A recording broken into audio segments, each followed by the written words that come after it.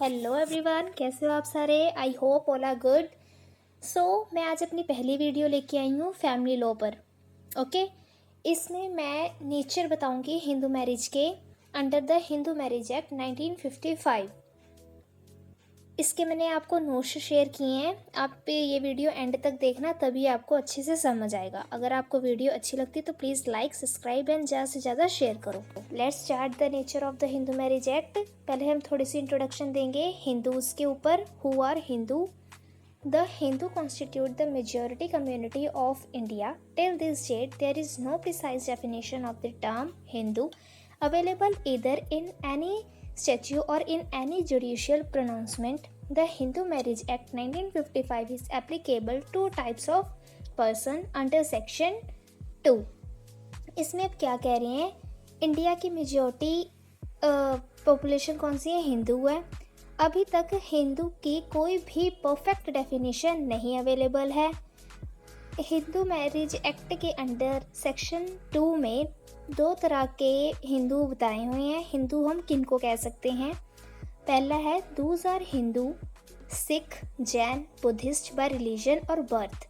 पहले जो है सिख हम गिनेंगे हिंदू में, जैन, बुद्धिस्ट बाय रिलीजन और the birth.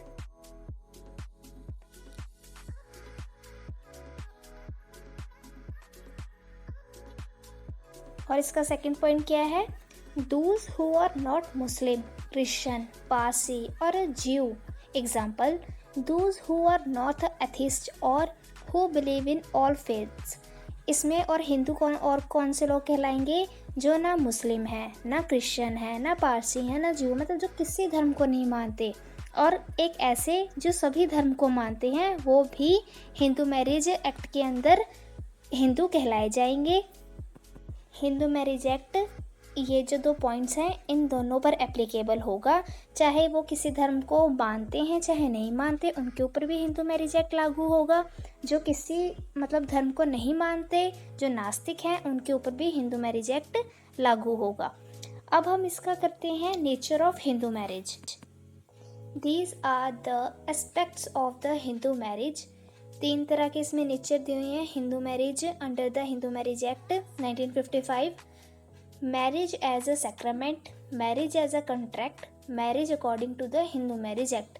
Marriage as a sacrament क्या होती है? बाय सैक्रामेंट मीन्स संस्कार, और कॉन्ट्रैक्ट आपको पता ही है, कॉन्ट्रैक्ट थ्रू मैरिज, और according to Hindu marriage act. अब ये 3 हम आगे डिफाइन करेंगे। Marriage as a sacrament. In the Rigveda, marriage was considered as a sacramental union and it is said that every Hindu must marry. The wife is also हरदांगनी।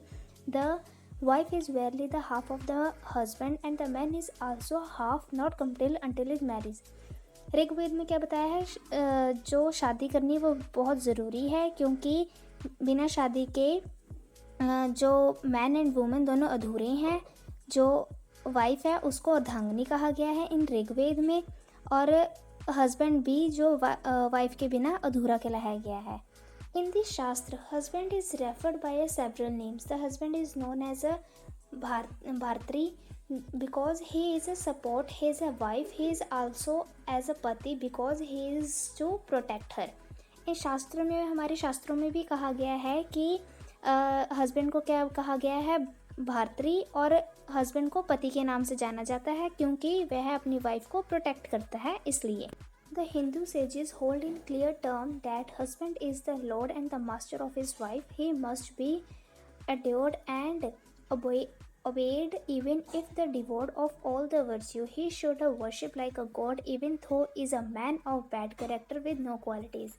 जो हमारे Hindu says के according क्या है कि जो हस्बैंड है वो उसको वाइफ गॉड की तरह पूजेगी, चाहे वो बंदा कितना भी बुरा कैरेक्टर का हो, बेशक उसमें कोई क्वालिटी ना हो। And the Mahabharata, according to the Ramayana और महाभारत के अनुसार, in Ramayana the wife is said to be a soul of her husband. She is a गृहिणी, सखी to her husband and the dearest disciple of her husband.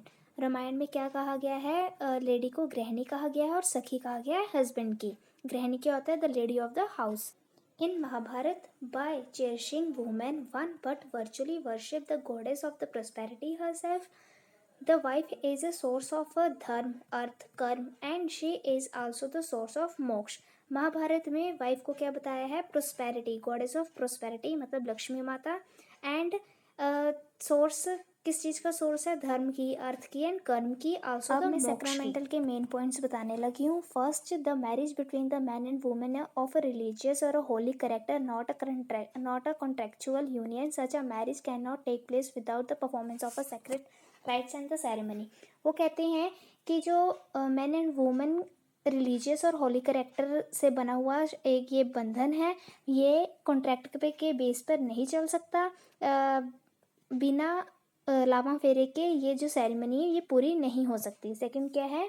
Secondly, a sacrament union implies that it is a permanent union. Marriage is a tie which once tie cannot unify. This implies that marriage cannot be dissolved. वो कहते हैं जो ये permanent union है, जो इसमें बंध गया वह अलग नहीं हो सकता या मैरिज को डिसॉल्व नहीं करवा सकता. थर्डली क्या है? Sacramental union means that it is a eternal union. It is valid not merely in their life but in lives to come according to each other, not merely in this life but even after the death in the another world.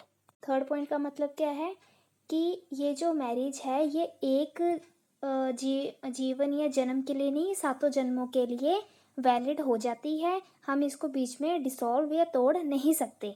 अब हम next point पढ़ेंगे. Marriage is a contract. It is an outcome of a western nation as there is a similarity between marriage and a contract. ये जो outcome है western nation से लिया गया है. इसमें सिमिलैरिटीज़ हैं कि मैरिज और कॉन्ट्रैक्ट में सिमिलैरिटीज़ देखने को मिलती हैं. आगे इसके 3 पॉइंट्स हैं. मैरिज एज अ कॉन्ट्रैक्ट में क्या क्या ज़रूरी है? कंसेंट इज़ रिक्वायर्ड बोथ, दोनों की कंसेंट होनी चाहिए. The contract and a marriage done by person of unsound mind is not valid. पिछली बार आपने कॉन्ट्रैक्ट में भी पढ़ा था कि जो अनसाउंड माइंड वाला व्यक्ति होता है वो कॉन्ट्रैक्ट नहीं कर सकता. सेम अंडर द मैरिज ये भी ऐसे ही है कि जो बंदा अनसाउंड माइंड होता है वो वैलिड नहीं होता. Contract and a marriage done by minor is not a valid. Minor के साथ मैरिज करना इनवैलिड होता है, वो मान्य नहीं होता. चाहे आप कॉन्ट्रैक्ट कर रहे हो चाहे आप मैरिज कर रहे हो, वो इनवैलिड होगा. अब हम नेक्स्ट पॉइंट में पढ़ेंगे marriage under the Hindu marriage act 1955. So marriage under Hindu marriage act 1955. Section 5 of Hindu marriage act 1955 deal with the condition of the marriage. जो सेक्शन 5 है हिंदू मैरिज एक्ट का वो कंडीशन से डील करता है. इसका फर्स्ट पॉइंट क्या है? सेक्शन 5 सब close 3 lays down that at the time of the marriage the bridegroom has completed the age of the 21 years and the bride the age of 18, but the age of the marriage relate to casual element of marriage, so it is not a similar to contract. Section 5 सब close 3 under the Hindu marriage act क्या कह रहा है कि bride groom की as कितनी होनी चाहिए? 21 एंड द ब्राइड की एज कितनी होनी चाहिए? 18. अब सेकंड पॉइंट क्या है? द कॉन्ट्रैक्ट ऑफ माइनर और a person of an unsound mind is a void. This is what section 11 contract act 1872 lays down, but the marriage of a person who is of unsound mind is avoidable. क्या है इसमें second point में कि अगर हम किसी minor के साथ कॉन्ट्रैक्ट करते थे under the contract act 1872 section 11 में तो वॉइड कहलाया जाता था.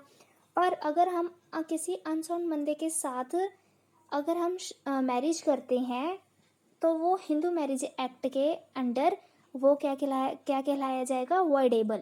ये वॉइड यहाँ नहीं कहलाया जाएगा. थर्ड पॉइंट क्या है? It is nowhere written in Hindu Marriage Act 1955 that without consent marriage is not be valid, though section 12 subclause 1 does lays down that case consent of parties obtained by fraud or force the marriage is voidable. Third point क्या कहता है? अगर हम without consent के साथ marriage करते हैं तो वो वैलिड नहीं कहलाई जाएगी. साथ के साथ सेक्शन 12 सब क्लोज 1 क्या कहता है कि अगर हमारी मैरिज बाय फ्रॉड या फोर्स से हुई है तो वो मैरिज क्या कहलाई जाएगी? वॉइडेबल. अब हम नेक्स्ट पढ़ेंगे why Hindu marriage act is not a purely a sacrament, मतलब कि हिंदू मैरिज एक्ट को प्योरली सैक्रामेंट क्यों नहीं कहा गया, मतलब संस्कार इसको क्यों नहीं कहा गया। सो फर्स्ट पॉइंट में क्या है कि हमने भी पीछे पढ़ा है कि मैरिज एज अ सैक्रामेंट में जो मैरिज है वो परमानेंट और डिसॉल्व नहीं हो सकती, पर हिंदू मैरिज एक्ट के अकॉर्डिंग सेक्शन 13 में ये कहा गया डिवोर्स की ग्राउंड दी है, तो इस वजह से जो है ये Hindu marriage is not a purely sacrament. Second point में क्या है कि हमने अभी पीछे मैरिज या सैक्रामेंट में ये पढ़ा कि वाइफ है जो हस्बैंड की डेथ के बाद री मैरिज नहीं करवा सकती, पर जब से हिंदू मैरिज एक्ट आया है तब से विडो री मैरिज होनी शुरू हो गई है, इसलिए the Hindu marriage is not a purely sacrament. Then third point में क्या है कि पहले ज़रूरी था कि मतलब लावा फेरे होंगी तभी शादी मान्य होगी, पर जब से कोर्ट मैरिज वाली ग्राउंड आई है तब से जो ये है Hindu marriage is not a purely sacrament. अगर आपको ये वीडियो अच्छी लगी और अगर आपको मेरा पढ़ाने का वे समझ आता है तो प्लीज़ ज़्यादा से ज़्यादा इसको लाइक करें, वीडियो को शेयर करें ताकि आगे किसी को नोट्स बनाने में कोई दिक्कत ना आए। Thanks for watching, good bye, take care, bye bye.